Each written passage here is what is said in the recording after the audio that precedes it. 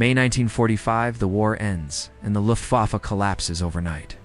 Across Europe, thousands of German aircraft sit abandoned, from classic fighters to cutting-edge jets and unfinished prototypes. The Allies suddenly control technology years ahead of its time, and a silent race begins to capture, study, or destroy everything they find. In early May 1945, as Germany surrendered, the Luftwaffe had effectively ceased to function. Aircraft stood abandoned on airfields from Norway to Austria, some intact, others stripped for parts or damaged by bombing. Fuel shortages, scattered command structures, and destroyed infrastructure had grounded many units for weeks. By the time the capitulation took effect on the 8th of May, thousands of aircraft remained where they were, silent evidence of a force that had once dominated the skies over Europe. Across northern Germany, key sites such as Flensburg and Lübeck held large numbers of grounded aircraft, some intact, others damaged or unfinished. In Prague, hangars were filled with Messerschmitts, Heinkels, and late-war prototypes. At Rechlin, the Luftwaffe's main testing center, Allied investigators found experimental airframes, wind tunnel models, and technical documents that reveal the scope of Germany's jet and rocket research. The variety of surviving aircraft surprised many Allied officers. Alongside classic types like the Messerschmitt Bf-109 and Focke-Wulf FW-1090, they found advanced innovations such as the Erido AR-234 jet bomber, the Heinkel He-162, and the remains of projects like the Junkers Ru 287 bomber. Transport and reconnaissance aircraft, including the Junkers Ru-52 and Heinkel He-111, were scattered across airfields as well. Many units had simply run out of fuel in the war's final weeks, leaving machines parked and untouched. By the time the fighting ended, the Luftwaffe's administrative structure had collapsed. Commanders surrendered to whichever Allied forces they encountered, and ground crews often abandoned posts without orders. Aircraft maintenance records, fuel depots, and spare parts stores were incomplete or destroyed. The Allied Control Commission quickly established strict rules. All German aircraft were grounded, and no German pilot could fly without direct Allied authorization. These measures aimed to prevent unauthorized flights, escape attempts, or the movement of senior officials. A debate soon emerged within Allied commands about what should be preserved and what should be destroyed. Some officers argued that German aircraft posed a risk if left intact, while others saw their potential for research. What is clear is that, from the first days after the surrender, the fate of the Luftwaffe's planes became a matter of intelligence, logistics, and political calculation. As soon as Germany surrendered, the Allies began large-scale recovery programs to seize the Luftwaffe's most advanced aircraft. The United States moved first. On the 9th of May 1945, a day after the formal capitulation, American intelligence teams launched Operation Lusty, short for Luftwaffe, secret technology, led by Colonel Harold Watson. These teams spread across Germany, Austria, and Czechoslovakia. Their mission was clear: locate advanced aircraft, secure technical documents, and transport selected machines back to America for testing. At Lechfeld in Germany, American forces secured several intact Messerschmitt Me-262 jets. At Grove Airfield in Denmark, they found Arado jet bombers and a mix of late-war prototypes. Aircraft deemed valuable were flown or dismantled for shipment to the Wright Field Testing Center in Ohio. Others went to Freeman Field in Indiana, where evaluation units cataloged equipment, engines, and design features. Pilots from the Watson's Whizzers flight group test flew captured jets under controlled conditions.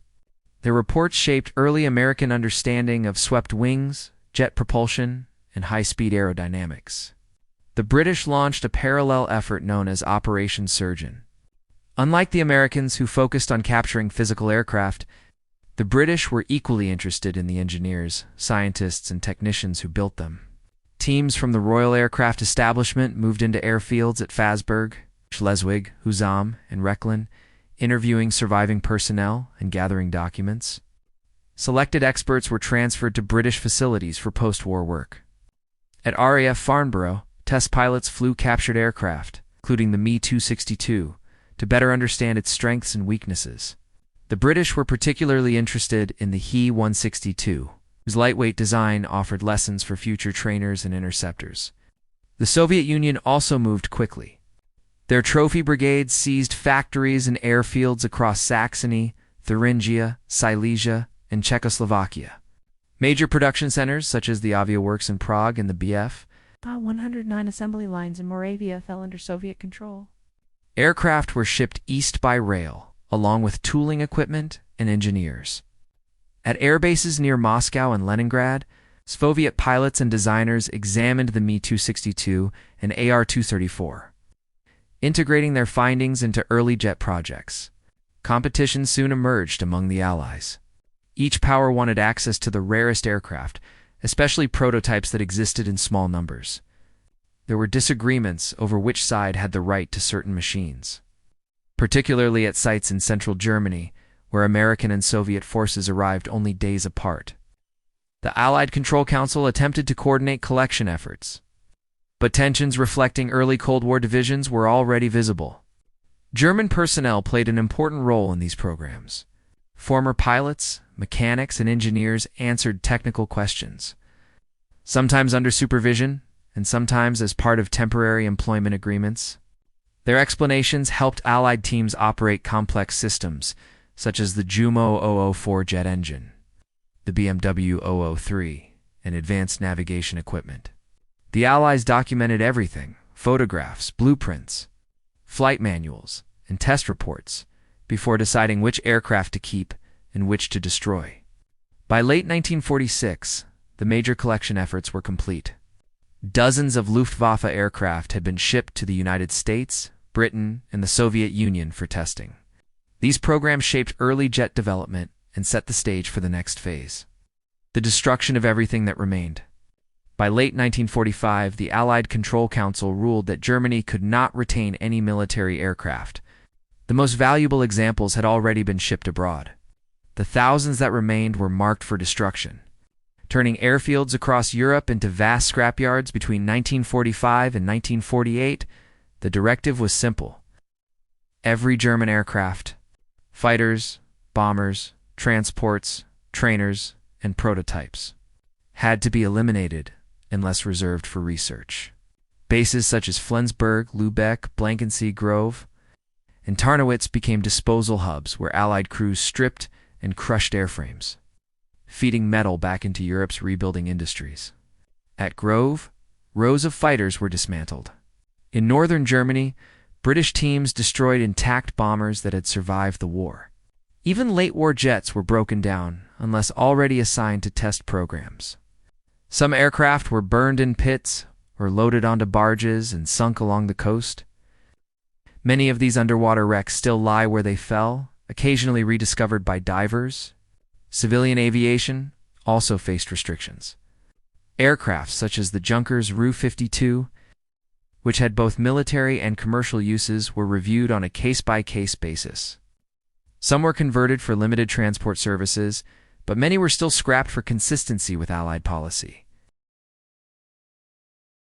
In Czechoslovakia, captured aircraft transitioned briefly into service under new designations before the majority were retired and dismantled.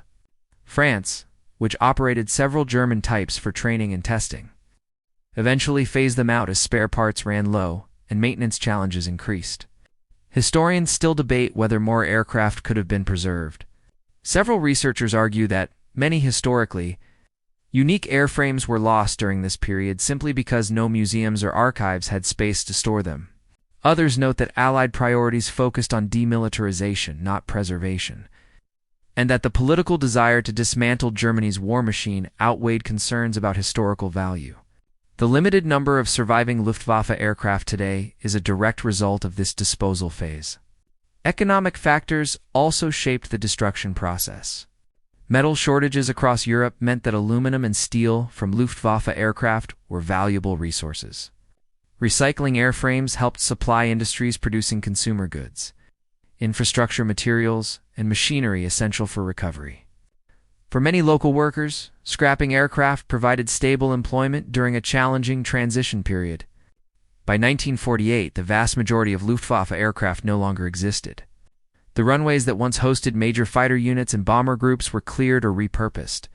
Some became training grounds for Allied occupation forces. Others reverted to farmland or became civilian airports. Even as most Luftwaffe aircraft were dismantled after 1945, a smaller number entered a second life under foreign flags.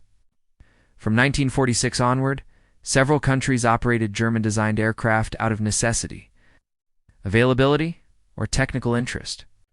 These fleets were often short-lived, but they played an important role in early post-war aviation. Czechoslovakia became one of the first nations to repurpose German equipment. Factories in Prague, Kunevas, and Lacani held both completed aircraft and partially finished airframes, which engineers assembled into operational fighters.